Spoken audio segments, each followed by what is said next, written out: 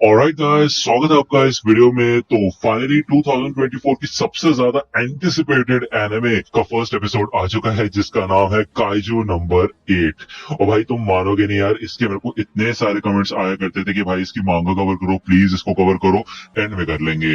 Episode की शुरुआत में यहाँ पे हमें एक शहर का सीन दिखाया जाता है और यहाँ पे हमें नदी के अंदर एक अजीब से मॉन्स्टर का सीन दिखाया जाता है। बिल्कुल गॉडजिला जैसा होता है ये मॉन्स्टर, और इस वजह से यहाँ पे अलर्ट भी जारी किया जाता है कि सिटी में एक काइजू आ चुका है। अगर मैं आपको काइजू का मतलब बताऊं तो वो एक बहुत बड़ा मॉन्स्टर होता है, उसे काइजू कहा जाता है। जिसके बाद यहाँ पे लोगों को बाहर निकाला जाता है और ये काइजू 60 मीटर लंबा होता है। यार मतलब कोई मजाक वाली बात नहीं है, तुम लगा लो एक कोलोसल टाइटन जितना बड़ा। कितना खतरनाक है ये बात। और ये बिल्डिंग्स तो इस काइजू के सामने कुछ भी नहीं लग रही होती। यहाँ पे आर्म फोर्सेस पहुंच चुकी होती है, इन्होंने थर्मल रेडिएशन चेक कर लिया होता है, यानी कि कोई भी लोग आसपास है तो नहीं। इसके बाद ये लोग कंटिन्यूसली इस काइजू के ऊपर फायर करना शुरू करते हैं। लेकिन कमाल की बात यह है कि भाई ये काइजू काफी ज्यादा खतरनाक होता है और इसके ऊपर इन गोलियों का कोई असर नहीं पड़ता। जिस वजह से यहाँ पे इन लोगों के कुछ डिविजन होते हैं ऐसी सिचुएशन से निपटने के लिए, यानी कि जब भी शहर में कोई काइजू आके तबाही मचाता है तो उससे निपटने के लिए इधर डिविजन बनाए गए हैं। तो यहाँ पे थर्ड डिवीजन आता है इस काइजू से निपटने के लिए। और ये लोग सच में काफी ज्यादा स्किल्ड होते हैं, इनके पास स्पेशल हथियार होते हैं और ये कुछ ही सेकंड्स के अंदर इस काइजू के खून की बारिश कर देते हैं। अब यार देखो, ये तो हो गया अपना बेसिक चीजें। जिसके बाद यहाँ पे हमें एक बंदे का सीन दिखाया जाता है जिसका नाम होता है काफ्का। और ये बंदा यहाँ पे क्लीनिंग स्क्वाड के अंदर होता है, यानी कि यार अब आप जानते होंगे कि इतना खून खराब हो गया, इतने ज्यादा फेफड़े वगैरह सब कुछ, मतलब उसके इंटरनल पार्ट्स फैल चुके हैं पूरे शहर के अंदर, यानी कि काइजू के। तो उसको साफ सफाई करने के लिए भी तो कोई चाहिए। हमारा मेन कैरेक्टर काफ्का इस सफाई वाली टीम के अंदर होता है। जहां दूसरी ओर थर्ड डिवीजन के लिए काफी वाहवाही मचती है, तालियां बजती है और लोग उनके फैन हो जाते हैं, खास करके उनकी कैप्टन मीना के। वही दूसरी ओर हमें दिखाया जाता है कि इन साफ सफाई करने वालों को कोई भी नहीं पूछता और इस काम को करने के लिए इनको कोई वाहवाही भी नहीं मिलती, जबकि यही सबसे ज्यादा घटिया काम है। यहाँ पे इन लोगों के पास और कोई चारा नहीं होता बजाय इस काइजू को काट काट के यहाँ से दूर ले जाने के। ये लोग इजोमोटेक के लिए काम करते हैं और उनको सैंपल वगैरह दिया जाता है इन काइजूस का, जिससे कि वो रिसर्च वगैरह कर सके। और हमें यहाँ पे बेसिकली मेन इस क्लीनिंग स्क्वाड का ही सीन दिखाया जाता है, यानी कि काफ्का के अराउंड ही ये स्टोरी रिवॉल्व करेगी। यहाँ पे ये लोग एक बॉडी पार्ट को उठा रहे होते हैं, उसमें से शायद बॉडी का एसिड बाहर निकलता है और एक बंदा जख्मी भी हो जाता है, जिसके बाद यहाँ पे काफ्का सबसे पहले आता है उसकी मदद करने के लिए। और वो कहता है चिंता मत करो, ऐसी चोटें मेरे को पहले भी लग चुकी है, बस तुम अपना ध्यान रखना और वर्कर का कंपनसेशन ले लेना ध्यान से, ठीक है ना। काफ्का बताता है कि थर्ड डिवीजन ने यहाँ पे पीछे बहुत गंदगी छोड़ दी है और मतलब वो हमेशा ही ऐसा करते हैं। और भाई यहाँ पे ये मॉन्स्टर इतना ज्यादा बड़ा है, भाई तुम खुद देखो। मतलब यार इसको पूरा काट पीट के ले जाना सिर्फ इनका काम है, सब कुछ साफ सफाई से लेके इसको हटाने तक, मतलब सब कुछ ये लोग करेंगे। यहाँ पे काफ्का को किसी और एरिया का इंचार्ज बनाया जाता है जो कि होता है इंटेस्टाइन्स का। अब यार उसको सुन के उसे काफी ज्यादा बुरा लगता है। तो यहाँ पे एक बंदा पूछता है कि यार मैंने सुना है कि इंटेस्टाइन में कोई भी इंसान जाना नहीं चाहता, तो क्या इतना खतरनाक होता है वहां पे काम? तो यार मैं आपको तो बता दूं कि यार इंटेस्टाइन में पॉटी बनती है, ठीक है। और भाई उसको अगर ये लोग काटेंगे, काट काट के बाहर ले जाएंगे तो उसमें से पॉटी की समुंदर या फिर फुवारे बाहर निकलेंगे। क्या बोल रहा है, मैं मतलब और कैसे एक्सप्लेन करूं तुम लोगों को। एनीवे, इसके बाद यहाँ पे भाई काफ्का जब घर पहुंचता है तो उसको भाई चिढ़ मच जाती है। वो सोचता है भाई इतना घटिया काम वो क्यों कर रहा है, भाई क्या कर रहा है वो अपनी जिंदगी के साथ। उसको भाई मतलब ये मिशन करने के बाद तो भूख ही नहीं लगती, बिल्कुल भूख मर जाती है। अब किसको भूख लगेगी यार ये सब करके। तभी टीवी पे यहाँ पे मीना आशिरो का सीन दिखाया जाता है, जो कि कैप्टन होती है थर्ड डिवीजन की, और 27 साल की उम्र में वो काफी ज्यादा आगे बढ़ चुकी है अपनी लाइफ में। ओके, अब यार आपको लगेगा यार इसका क्या लेने देना है, क्या नहीं, ये क्या बहुत ज्यादा ताकतवर है, इसने 100 से भी ज्यादा काइजूस को हरा दिया। लेकिन इसके पीछे एक बैक स्टोरी है, जो कि है बचपन में काफ्का और मीना एक दूसरे को जानते थे, एक ही स्कूल में पढ़ा करते थे और दोस्त भी थे अच्छे खासे, ठीक है। उसका हमें एक फ्लैशबैक सीन दिखाया जाता है, जिसके बाद काफ्का इस टीवी को बंद कर देता है। वो अपनी लाइफ को थोड़ा कोसता है, लेकिन उसकी थोड़ी देर बाद ही वो अपने आप को संभालता है और वो कहता है कि नहीं, साफ सफाई करना भी एक काफी इंपॉर्टेंट जॉब है और लोगों की मदद के लिए ही है, ये भी है कि नहीं। और वैसे भी उसकी जिंदगी में कमी क्या है, एक अच्छा खासा रूम है, जो वो चाहता है वो खा सकता है। तो ये तो काफी होना चाहिए ना मेरे ख्याल से। लेकिन यहाँ पे मैं तुम्हें बता दूं, काफ्का के दिल में एक ऐसी चीज है जो कि वो भूल नहीं सकता। यहाँ पे हमें इनके बेस का सीन दिखाया जाता है, जहाँ पे क्लीनिंग स्क्वाड का ऑफिस टाइप होता है। इधर एक नया बंदा ज्वाइन करता है जिसका नाम होता है रेनो इचिकावा। अब यार देखो, इचिकावा का भी यहाँ पे काफी अच्छा खासा रोल होने वाला है। वो यहाँ पे काफी ड्रीम्स बना के आया होता है कि वो एक डिफेंस ऑफिसर बनना चाहता है। अब आप जानते हैं, मैं आपको बता दूं कि जो कैप्टन मीना है वो भी डिफेंस में ही है और काफ्का हमेशा से डिफेंस ऑफिसर बनना चाहता था, लेकिन अब वो यहाँ पे क्लीनिंग स्क्वाड में फंस चुका है क्योंकि वो फेल हो गया था, वो पास नहीं कर पाया था। ओके, यहाँ पे बस खड़ा होकर टेबल खिसकाता रहता है। तो इचिकावा पूछता है कि तुमने फिर हार क्यों मान ली। तो ये सुन के यहाँ पे थोड़ा बुरा लगता है काफका को, और वो यही कहता है कि मैंने अपनी तरफ से पूरी कोशिश की थी, मैं जितना कर सकता था उतना मैंने कर लिया।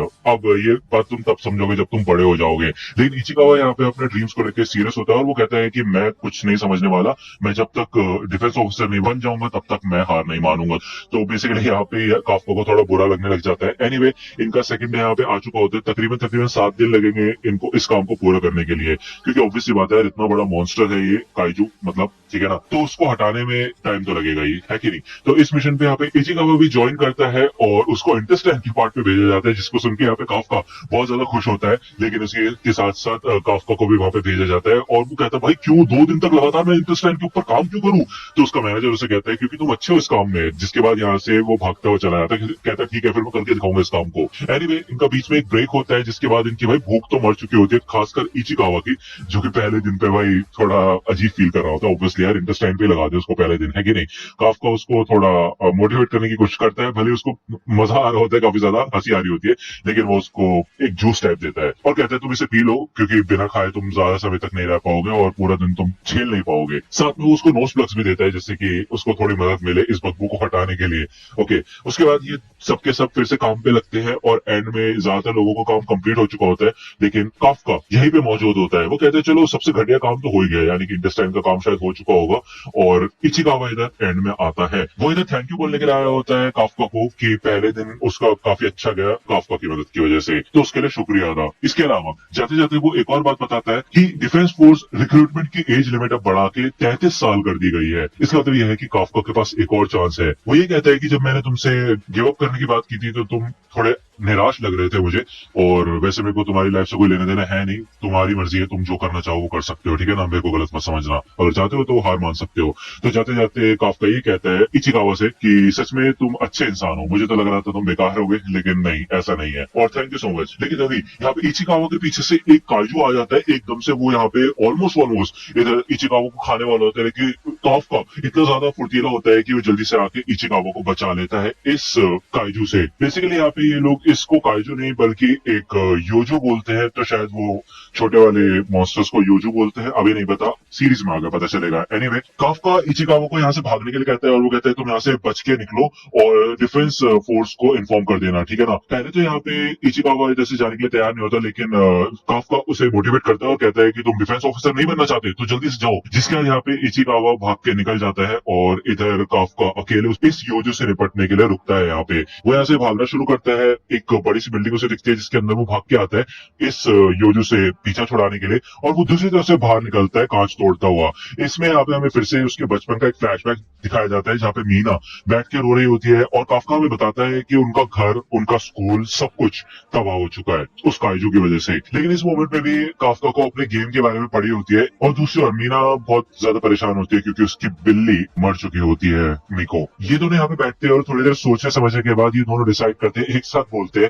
कि मुझे बड़े होके डिफेंस फोर्स ऑफिसर बनना है। और पहले तो ये दोनों शौक हो जाते हैं कि ये दोनों एक जैसी बात क्यों बोल रहे हैं, एक दूसरे को बच्चा बोलते हैं, लेकिन असलियत में ये दोनों ही प्राइमरी स्कूल में होते हैं, ठीक है ना। जिसके बाद इन दोनों की एक शर्त लगती है कि ये दोनों साथ में मिलकर काइजूस को हराएंगे और देखेंगे कि सबसे कूलेस्ट डिफेंस ऑफिसर कौन बनता है।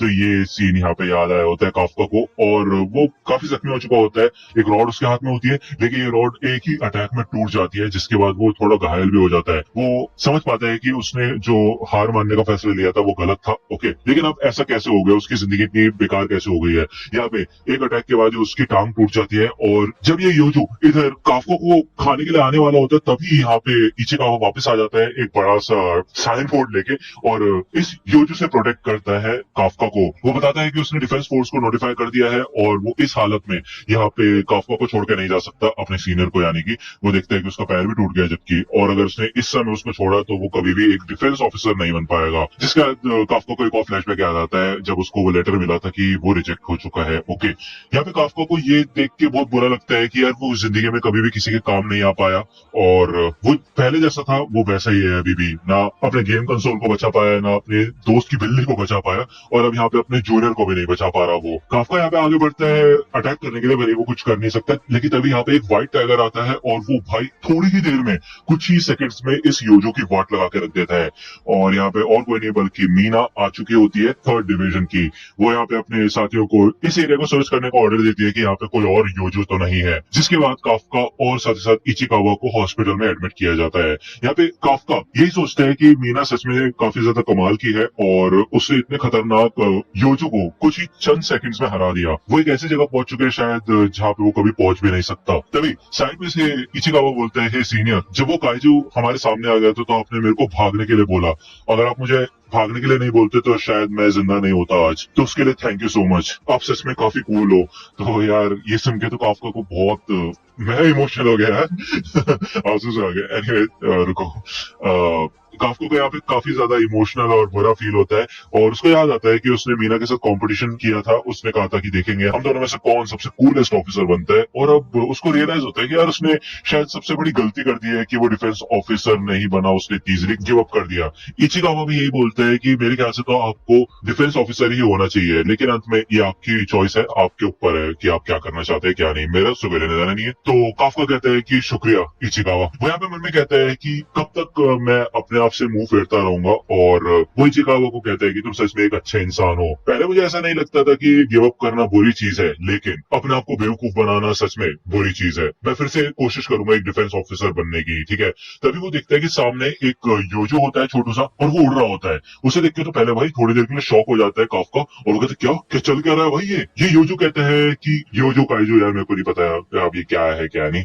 तो वो बोलता है कि मैंने उसको ढूंढ लिया, और वो भाई डायरेक्टली काफका के मुंह में घुस जाता है, जिसके बाद यहाँ पे उसको काफी ज्यादा दर्द होता है, वो बहुत परेशान हो जाता है। और यहाँ पे हमें अलग अलग स्पिरिट्स का सीन दिखाया जाता है। वो काफी परेशान होता है, इचिकावा उसे देख के थोड़ा सा टेंशन में आ जाता है और कहता है ठीक तो है ना। वो जब यहाँ पे भाई ये पर्दा हटाते तो काफका भाई अलग ही फॉर्म में आ चुका होता है, मतलब सच में कूल लग रहा होता है भाई, बहुत ज्यादा मतलब बढ़िया लग रहा होता है। वो देखता है इधर इचिकावा को, उसके बाद वो शीशे में देखता है तो कहता है भाई ये कौन है भाई, ये कहां से आ गया। ये दोनों के दोनों यहाँ पे डरने लग जाते हैं और चिल्लाने लग जाते हैं। तभी बाहर एक बुढ़ा आदमी आता है। काफका कहता है भाई मैं हूँ यार इचिकावा, यार शांत हो जाओ तुम। ये बुढ़ा तो देख के भाई फट जाती है इसकी, और ये फोन मार देता है सीधा शायद डिफेंस फोर्स को, ठीक है। अब यहाँ पे हमें यार एक एंड क्रेडिट सीन दिखाया जाता है। हमें काफका और मीना के बचपन के सीन दिखाए जाते हैं, जहाँ पे ये लोग प्रिपरेशन कर रहे होते हैं कि इनको काइजू को कैसे हराना है। सबसे पहले काइजू के टांग काटनी चाहिए, उसके बाद उसको बांध देना चाहिए जिससे कि वो हिलडुल ना पाए। ये सारी बातें काफका बता रहा होता है मीना को, ठीक है ना। ये सुन के यहाँ पे मीना को काफी ज्यादा डर लग रहा होता है, और वो कहती है यार इतने बड़े काइजू से हम लड़ेंगे कैसे अकेले, और उसको बांधना तो कितना ज्यादा मुश्किल होगा। तो काफका यहाँ पे मीना से कहता है चिंता मत करो, जब समय आएगा तो मैं हमेशा तुम्हारे साथ रहूंगा। दूसरी ओर यहाँ पे हमें फिर से अभी का सीन दिखाया जाता है, और मीना ये सब कुछ सोच रही होती है यार, और उसके कंधे पे एक निशान होता है। उसे टच करके वो यही कहती है कि तुम एक नंबर के झूठे हो। इसका मतलब कुछ ना कुछ ऐसा हुआ होगा जिसके बाद ये दोनों अलग हो गए होंगे। एनीवे यहाँ पे मीना को कॉल आता है मिनिस्ट्री से, और उसे रिपोर्ट दी जाती है कि एक काइजू देखा गया है योकोहामा मिनामी जनरल हॉस्पिटल के अंदर। तो मीना कहती है ठीक है फिर चिंता मत करो, मैं वहां पे अपनी टीम को भेज दूंगी और उसे खत्म कर दूंगी। तो ये तो काफी खतरनाक सीन है यार। अभी तो कुछ धमाकेदार चीजें होनी शुरू हुई है, और अभी ये लोग ऐसी तैसी कर रहे हैं। एनीवे यार एक्साइटमेंट तो हो रही है, मेरे को काफी अच्छी एनिमे लग रही है मेरे को ये, और काफी कमाल कमाल की एनिमे कवर हो रही है इस बार, और मैं भी कोशिश कर रहा हूँ आप लोगों के लिए जल्दी जल्दी वीडियो लाने की। यार इस बात के लिए लाइक और सब्सक्राइब तो कर ही सकते हो, बाकी यूट्यूबर की तरह वीडियो के शुरुआत में तो नहीं बोलता कम से कम, है कि नहीं। एनीवे मुझे पता है तुम्हें बोलने की जरूरत नहीं, तुम कर चुके हो ऑलरेडी, कर चुके हो ना, थैंक यू सो मच। इस एनिमे का नेक्स्ट एपिसोड